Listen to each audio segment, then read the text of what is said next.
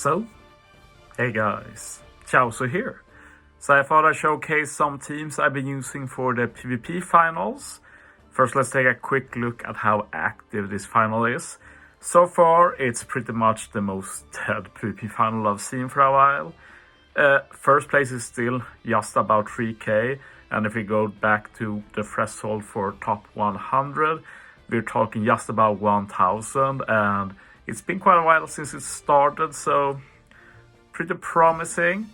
Personally, I'm not really feeling like playing a lot of PvP this season, so going to take it easy, get a top 500. Probably not top 100, but if I get motivated, you never know. But I feel like there's enough PvP this week, both PvP Finals and we have the Grand Party. So this is probably the only video I will make for the finals, but there's like not been any big PvP changes. There's been no relevant units released, like the new PvP rare recruits doesn't really matter. I haven't even pulled them, so it's still the same units. The rules are pretty similar-ish as well. I've mostly been using slashers, as you will see in this video. They're just generally good against a lot of stuff. I don't think I've shown this team before though. I got this team from some other people. It's been over a month now though, so I don't remember who, but Coney's lead on striker team is actually really good against shooter teams, since they usually have quite a few Psy units. So I actually haven't lost against a shooter team since I started using this, so pretty dope. I take it. Also, like, the only team where I actually use Kanjuro as a lead. I'm personally dying on the hill that Kanjuro is one of the most overrated PvP units. I have this argument like once a month with other PvP grinders, like they love Kanjuro so much and I just don't see it. Like, only reason we run him is because we lack anything good, so we settle for mediocre, which is what I will call Kanjuro. Anyway, another int defensive team, and that's basically always free for slashers, just as this one, so we take those.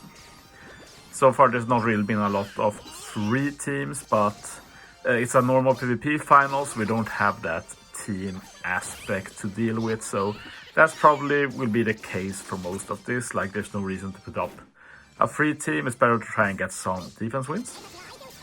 See, here I face another Alliance teammate, Serax, who has a fighter team.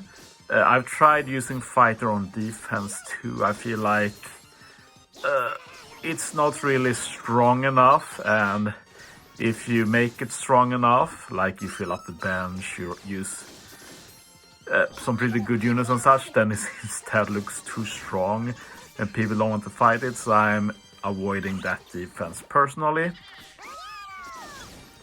Slashers usually do the job. Some variations might struggle a bit.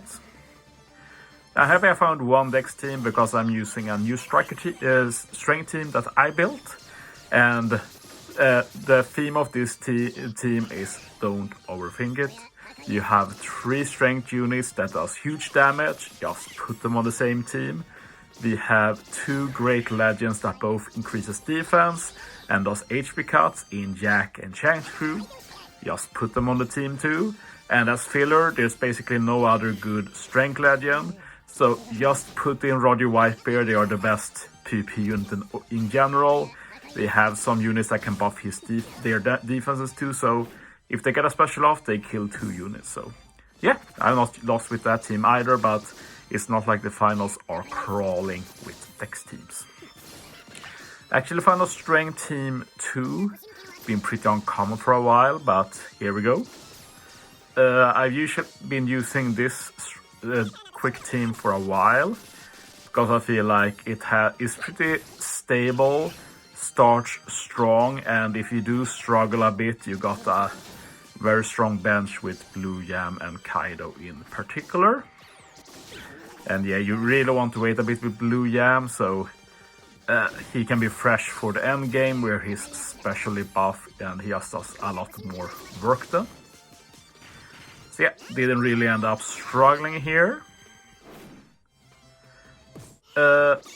This is a team that some people run on offense. It's like a counter to powerhouse teams.